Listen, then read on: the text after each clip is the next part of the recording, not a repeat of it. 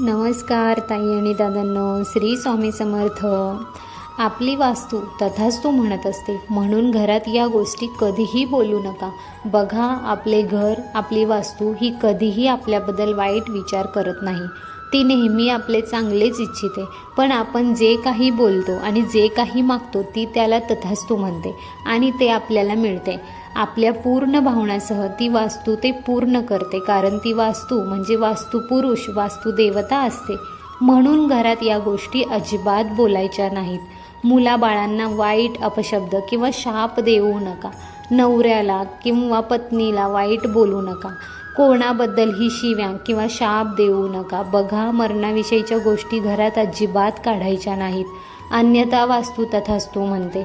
सांभाळून बोला. बघा, वास्तू तथास्तु म्हणते. आपण लहानपणापासून हे ऐकलं असेल, पण या वाक्याचा खरा अर्थ काय?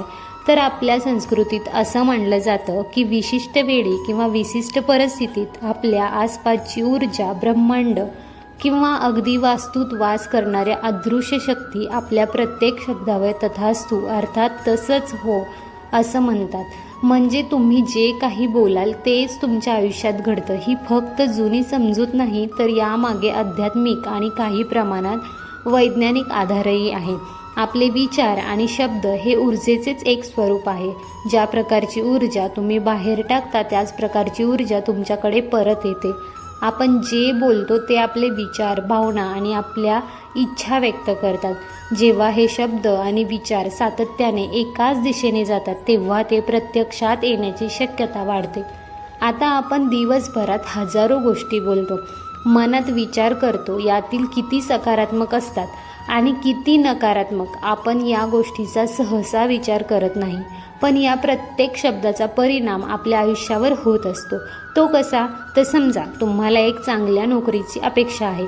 तुम्ही जर सतत मला कधी चांगली नोकरी मिळणार नाही, माझ्यात तेवढी क्षमताच नाही असं बोलत असाल तर तुमच्या मनात नकारात्मकता निर्माण होते.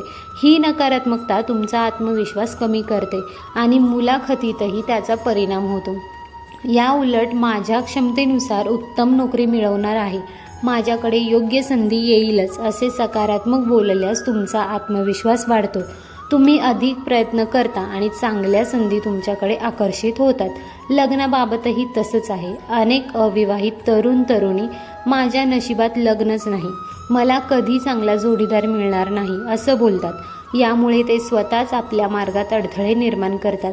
याऐवजी माझ्यासाठी एक प्रेमळ आणि समजून घेणारा जोडीदार लवकरच माझ्या आयुष्यात येणार आहे असं सकारात्मक विचार आणि शब्द वापरल्यास तुम्ही योग्य व्यक्तीला आकर्षित करू शकता. तुमचे विचार तुमच्या व्यक्तिमत्वातून बाहेर पडतात आणि इतरांनाही जाणवतात. नातेसंबंधामध्येही शब्दांना खूप महत्त्व आहे.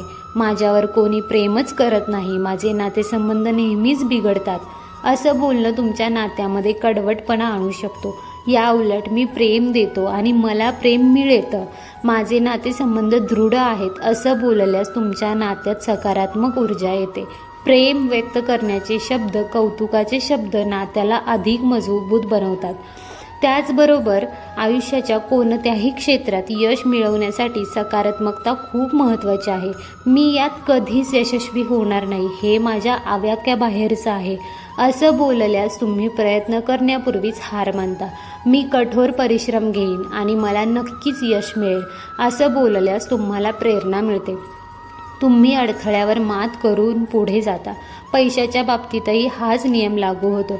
माझ्याकडे कधीच पुरेसे पैसे नसतात, मी नेहमी गरीबच राहीन असं बोलणंसुद्धा तुम्हाला आर्थिक अडचणीमध्ये अधिक अडकवू शकतं. या उलट, माझ्याकडे नेहमी पुरेसे पैसा असतो, मी आर्थिकदृष्ट्या सुरक्षित आहे आणि माझ्याकडे समृद्धी आकर्षित होत आहे, लक्ष्मी येत आहे. सकारात्मक विचार ठेवल्यास तुम्ही पैशाच्या चांगल्या व्यवस्थापनाकडे लक्ष देता आणि नवीन संधी शोधता. आता ही काही केवळ अंधश्रद्धा नाही. वैज्ञानिक याला लॉ ऑफ अट्रॅक्शन म्हणजे आकर्षणाचा किंवा पॉझिटिव्ह अफर्मेशन, सकारात्मक दृढीकरण असं म्हणतात. तुम्ही ज्या गोष्टीवर जास्त लक्ष केंद्रित करता, त्या गोष्टीची कल्पना करता आणि ज्याच्याबद्दल सतत बोलता त्या गोष्टी तुमच्या आयुष्यात येण्याची शक्यता वाढते. तुमचे माइंड तुम्ही जे बोलता तेच खरे मानते आणि त्यानुसार कृती करायला प्रवृत्त करते. आध्यात्मिक दृष्टिकोनात आपल्या शब्दामध्ये मंत्रासारखी शक्ती असते. जेव्हा आपण सकारात्मक बोलतो तेव्हा आपण सकारात्मक स्पंदन निर्माण करतो, जे ब्रह्मांडात पसरतात आणि त्याच प्रकारची ऊर्जा आपल्याकडे परत खेचतात. तर मग नकारात्मक बोलणं कसं टाळावं आणि सकारात्मक शब्द कसे वापरावे? तर तुम्ही काय बोलत आहात आणि काय विचार करत आहात याकडे जास्त लक्ष द्या. दिवसातून काही वेळ तरी स्वतःच्या विचारांचे आणि शब्दांचे निरीक्षण करा. नाही, कधीच नाही, शक्य नाही असे शब्द शक्यतो कमी वापरा. एखादी गोष्ट आवडली नाही तरी हे मला आवडलं नाही असं बोलण्याऐवजी मला दुसरं काहीतरी जास्त आवडलं असतं म्हणा. सकारात्मक पर्यायी शब्द वापरा, जसं अशक्यऐवजी कठीण पण शक्य, समस्याऐवजी आव्हानात्मक परिस्थिती असं बोलू शकता. आपल्याकडे जे काही आहे त्याबद्दल कृतज्ञता व्यक्त करा.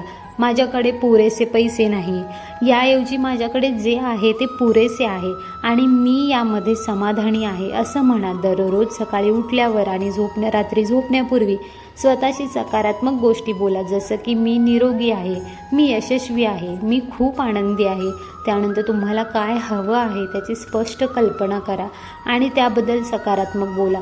तर लक्षात ठेवा, तुमच्या मुखातून निघालेले शब्द हे केवळ शब्द नसतात, ते तुमच्या भविष्याची दिशा ठरवतात. वास्तू तथास्तु म्हणते या वाक्याचा अर्थ समजून घ्या आणि त्यानुसार आपल्या बोलण्यात, विचारांमध्ये बदल करा. सकारात्मक बोला, सकारात्मक विचार करा आणि तुमच्या जीवनात यश, समृद्धी आणि आनंद आकर्षित करा. ही तुमच्या जीवनाची गुरुकिल्ली आहे. तर तुम्हाला आजचा व्हिडिओ कसा वाटला? व्हिडिओ आवडला असेल तर व्हिडिओला नक्की लाईक करा, शेअर करा व चॅनलला सबस्क्राईब करायला विसरू नका. व्हिडिओ शेवटपर्यंत पाहिल्याबद्दल अगदी मनापासून मी तुमची खूप खूप आभारी आहे. धन्यवाद. श्री स्वामी समर्थ. जय जय स्वामी समर्थ.